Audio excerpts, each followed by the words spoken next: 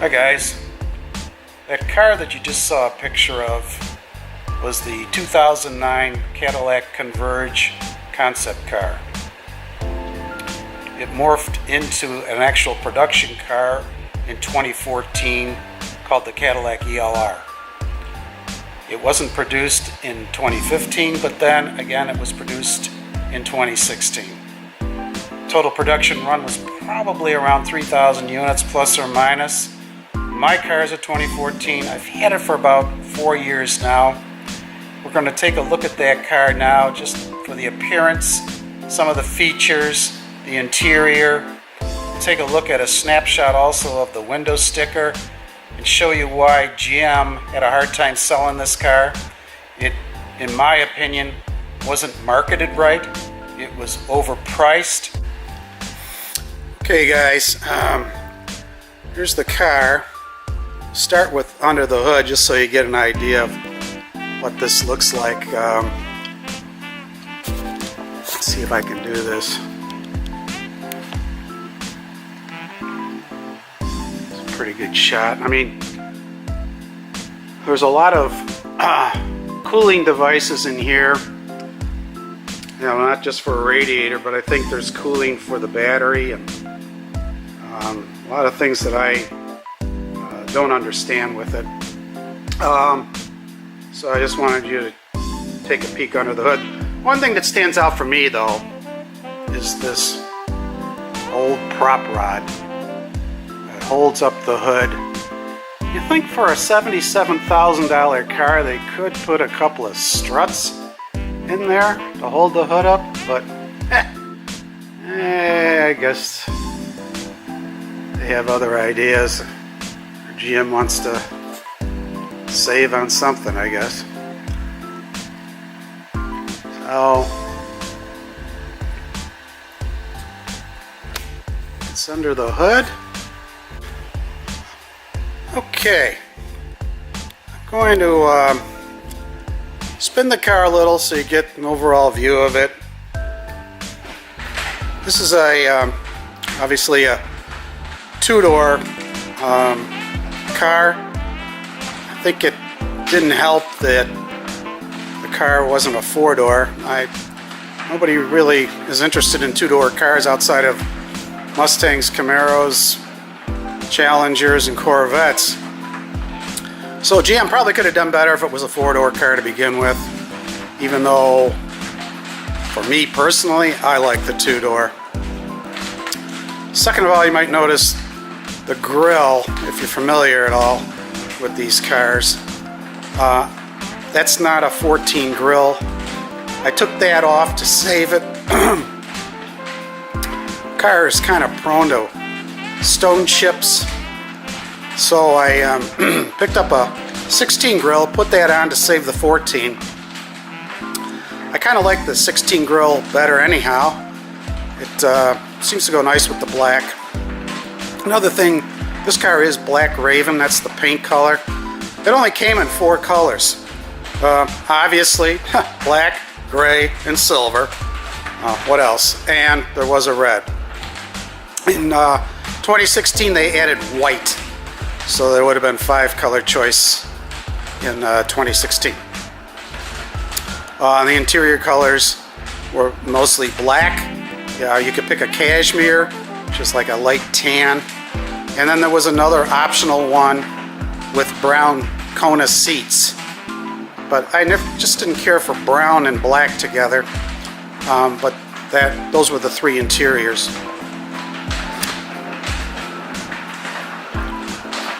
The wheels are nice. I think the lines on the car are pretty nice. Overall look of the car is, I think it's appealing.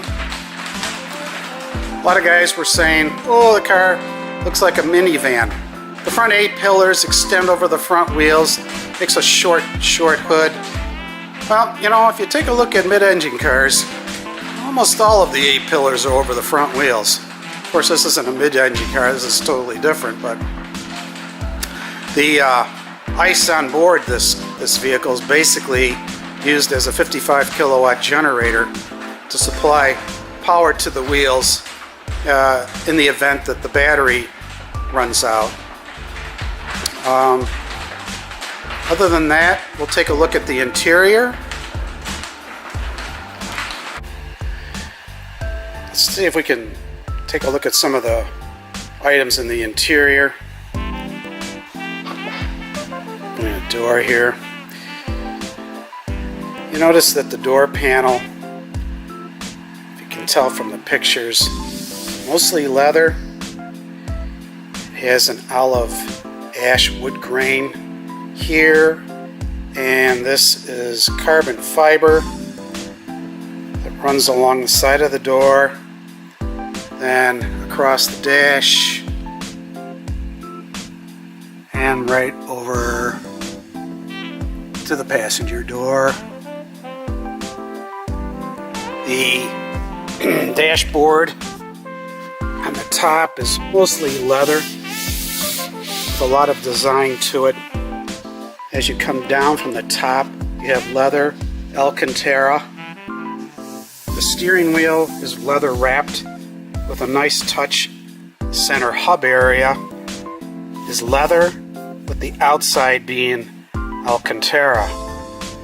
The materials are very nice inside the car. There are some oddball things here though, but the center console area that goes up meets the dash. The controls are what I think they call them haptic controls. On the bottom, if you touch it, let's see if it activates a compartment lid, and inside that is a USB port and places you can store your sunglasses and small items. And if you touch it again,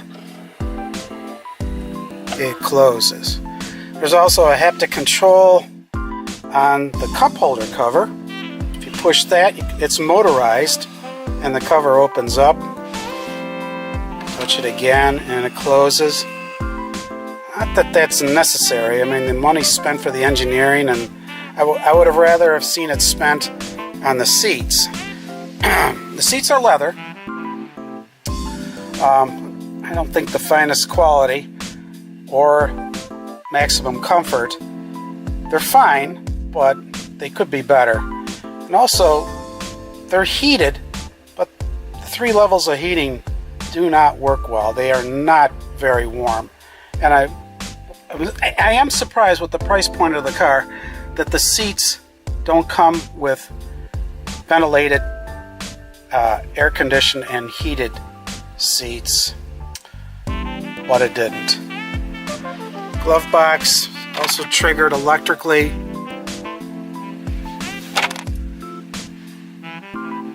And I don't know if this will work. Let me close the door. No, nothing there. Sometimes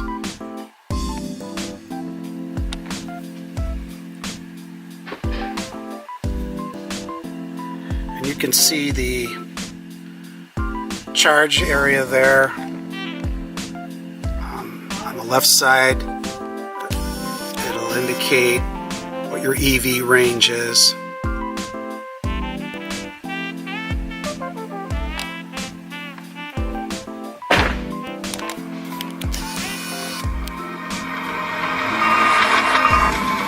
I just closed the door. It has sort of an animation to it when you first get in the car. Sort of greets you into the car itself. Okay, now to access the back, you want to power forward the seat. It has a button to power it forward, and then there's a release latch here that you can fold, and then you got to kind of scoot past the shoulder belt here and then squeeze yourself in to get into the back of the car. If you're 5'7" or shorter, it's fairly comfortable in the back, believe it or not. If you're taller than 5'7", it's pretty cramped.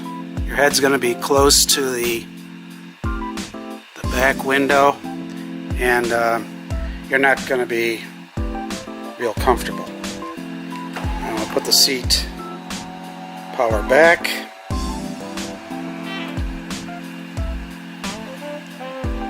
Overall, the interior is very nice. The materials, the quality of the materials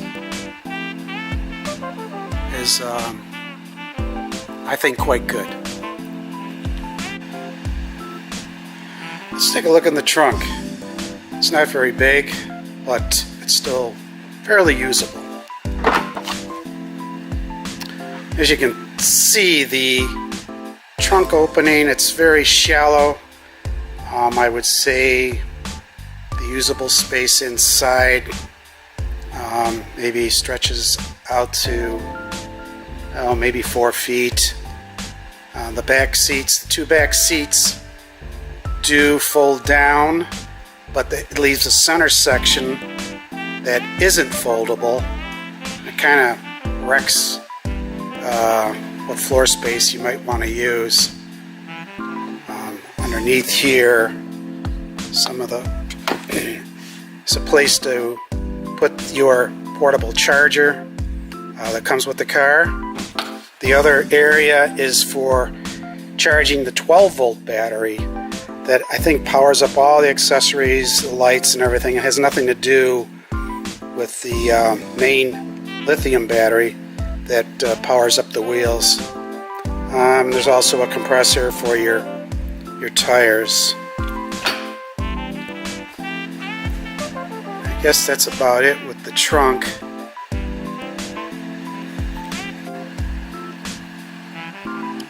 This is the charging port here.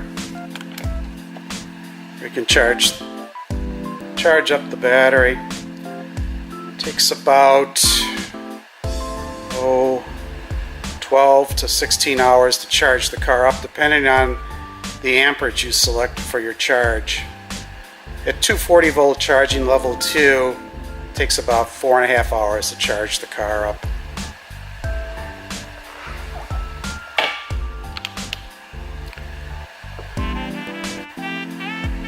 Here's a quick look at the window sticker. I don't know if you can see much on here. Here's the important part of it. This will come into focus.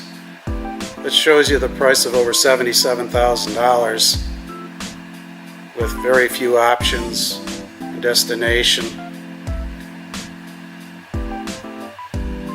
I wasn't about to pay that kind of money for this car.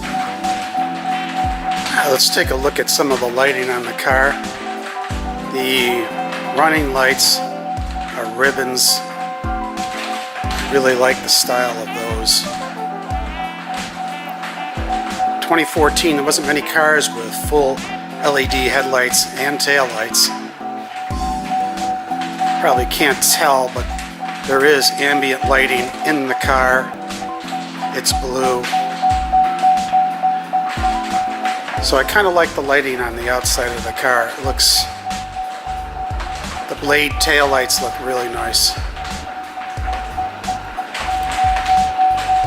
Yeah, so in conclusion, back when I was looking for a car, I had 2 cargo vans. I got rid of them, and then I was looking for a car that I would enjoy driving, that had a taste of the future where the car had some sort of electrification. And there we go with either a hybrid or an extended range electric vehicle, which the Cadillac was. So I decided the price point of the car for what I could get it for, taste of the future and electrification, 2-door coupe with frameless glass, which I always liked, I was going to give it a shot. The car electrically has a range of about 40 miles when fully charged, and the regen braking works great. You have more driver involvement with the car if you want it to be. We have a large hill, well, not a large hill, medium-sized hill near where we live. When I get to the bottom of the hill, using the regenerative braking, I pick up 2 miles of electric range just by going down the hill. It's a lot of fun to drive. Like I say, for me, it's quiet, it's responsive. 0 to 30 miles an hour, it's very quick. Not like a Tesla or anything like that, but are not paying that price either of a Tesla. So I enjoy the car very much. If you have any comments, you want to hear anything, maybe I forgot some things that you might want to get further information on, drop a note in the comments section. This is my second video.